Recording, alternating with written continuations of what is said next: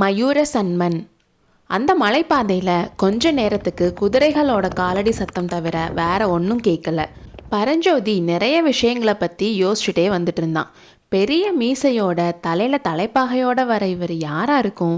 கண்டிப்பாக மாவீரன்றதில் சந்தேகம் இல்லை. கொஞ்ச நேரத்தில் நம்மளை என்ன பாடுபடுத்திட்டான். அவன் பண்ணது பரஞ்சோதிக்கு கோபமாக இருந்தாலும் அவனோட சாமர்த்தியத்தை பார்த்துட்டு பரஞ்சோதிக்கு அவன் மேலே பயபக்தி வந்துச்சு. இப்படி ஒரு வீரனோட நமக்கு நட்பு கிடைச்சா எவ்வளோ நல்லா இருக்கும். திருச்செங்காட்டங்குடியிலிருந்து காஞ்சிக்கு வந்தப்போ பழக்கம் ஏற்பட்ட புத்த பிக்ஷுவுக்கும் இவனுக்கும் எவ்வளோ வித்தியாசம்.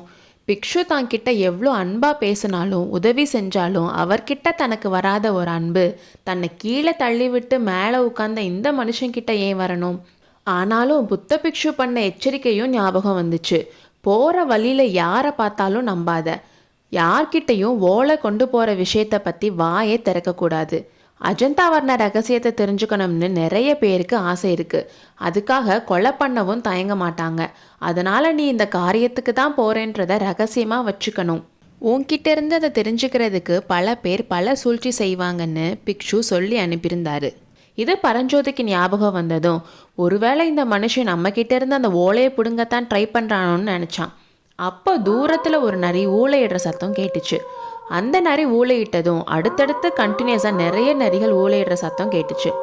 அந்த சத்தம் அங்கே இருக்க குன்றுகளில் மோதி எக்கோ அடித்ததும் இன்னும் பயங்கரமாக இருந்துச்சு. இவ்வளோ நேரம் அமைதியாக வந்த அந்த மனுஷன், தம்பி, இப்பேற்பட்ட காட்டு வழியில் தனியாக வரையே உனக்கு ரொம்ப தைரியம்தான். நான் எத்தனையோ தடவை தனியாக பிரயாணம் பண்ணியிருக்கேன். அப்படிப்பட்ட எனக்கே கொஞ்ச நேரத்துக்கு முன்னாடி கதி கலங்கிருச்சுன்னு சொன்னான். ஐயா, என்னை பார்த்ததும் பிசாசு பிசாசுன்னு கத்துனீங்களே, உண்மையிலே பயந்தீங்களா இல்லை என்னை கீழே தள்ளுறதுக்காக அந்த மாதிரி நடிச்சிங்களா? அப்போ அலறி அடித்து கீழே விழுந்தவர் இப்போ கொஞ்சம் கூட பயப்படுற மாதிரி தெரியலையேன்னு சொன்னான்.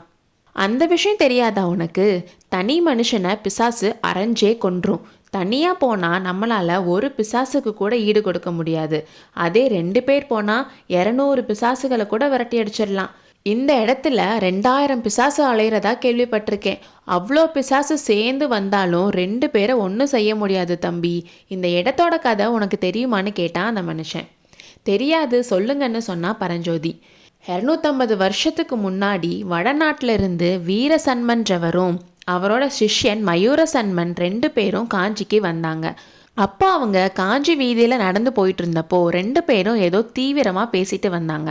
அதனால் அவங்களுக்கு முன்னாடி குதிரையில் வந்த பல்லவ வீரர்களை கவனிக்காதனால அவங்களுக்கும் வழி விடலை. அதனால் கோபம் வந்த ஒரு வீரன் வீரசன்மனை காலால் எட்டி உதைச்சான். குருவுக்கு ஏற்பட்ட அவமானத்தை தாங்கிக்க முடியாத மயூரசன்மன் அந்த வீரனோட கையில் இருந்த வாளை பிடுங்கி அவனையே வெட்டிட்டான். மற்ற வீரர்கள் கிட்ட மாட்டிக்கிட்டா அவனுக்கு ஆபத்து வந்துருமேனு அந்த வீரனோட குதிரையிலேயே ஏறி எஸ்கேப் ஆயிட்டான். கிருஷ்ணா நதிக்கரையில் இருந்த ஸ்ரீ பர்வதம்ன்ற மலையில் இருந்த காட்டில் கொஞ்ச நாள் மறைஞ்சு வாழ்ந்தான். அப்புறம் அங்கே வாழ்ந்த மக்கள் வச்சு ஒரு பெரிய படையை திரட்டி காஞ்சியில் தன்னோட குருவுக்கு ஏற்பட்ட அவமானத்துக்கு பழிவாங்க கிளம்பி வந்தான். அப்போது மயூரசன்மனோட சைன்யமும் பல்லவ சைன்யமும் இந்த மலைக்காட்டு பகுதியில் தான் சந்திச்சாங்க. 7 நாள் விடாமல் பயங்கர போர் நடந்துச்சு. ஆயிரக்கணக்கான வீரர்கள் போரில் செத்தாங்க. இரத்த வெள்ளம் இந்த மலையில் ஓடிச்சு. அப்படி இரத்த வெள்ளம் ஓடின இடத்துல தான் கொஞ்ச நாளைக்கு அப்புறம் புரச மரங்கள் முளைச்சிச்சு. அந்த போரில் செத்துப்போன ஆயிரக்கணக்கான வீரர்களோட ஆவி இன்னும் இங்கே தான் சுற்றிட்டு இருக்குன்னு பக்கத்தில் இருக்க கிராம மக்கள் சொல்கிறாங்க. யாராவது தனியாக நைட் டைமில் இந்த பக்கம் வந்தால் அவங்கள கொன்று ரத்தத்தை குடித்து தாகத்தை தணிச்சுக்கிறதாவும் சொல்கிறாங்க. இதை கேட்டுட்டு இருந்த பரஞ்சோதிக்கு இருந்த கொஞ்சம் நெஞ்ச பயமும் போயிடுச்சு. ஆவி பற்றின கதையெல்லாம் மூட நம்பிக்கைன்னு அவனுக்கு தோணுச்சு. என்னை பார்த்ததும் 250 வருஷத்துக்கு முன்னாடி செத்து போன வீரனோட ஆவிதான் வந்துருச்சுன்னு நினச்சி அப்படி பயந்தீங்களான்னு கேட்டான் பரஞ்சோதி. உயிரோடு இருக்க மனுஷனோட நான் சண்டை போடுவேன், ஆனால் ஆவிகளோட யார் சண்டை போட முடியும்னு சொன்னால் அந்த மனுஷன். அது இருக்கட்டும் ஐயா, இங்கே நடந்த யுத்தத்தோட முடிவு என்ன? யார் ஜெயிச்சான்னு கேட்டான் பரஞ்சோதி. மயூரசன்மனோட படையை விட பல்லவ சைன்யம் 3 மடங்கு பெருசு. அதனால் பல்லவ சைன்யம் தான் ஜெயிச்சிச்சு.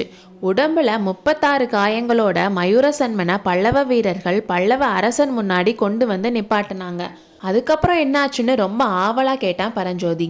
என்ன நடந்திருக்கும்னு நீ தான் சொல்லேன்னு அந்த மனுஷன் சொல்லி பரஞ்சோதியோட ஆவலை அதிகமாக்கினான். அடுத்த அத்தியாயத்தில் சந்திப்போம்.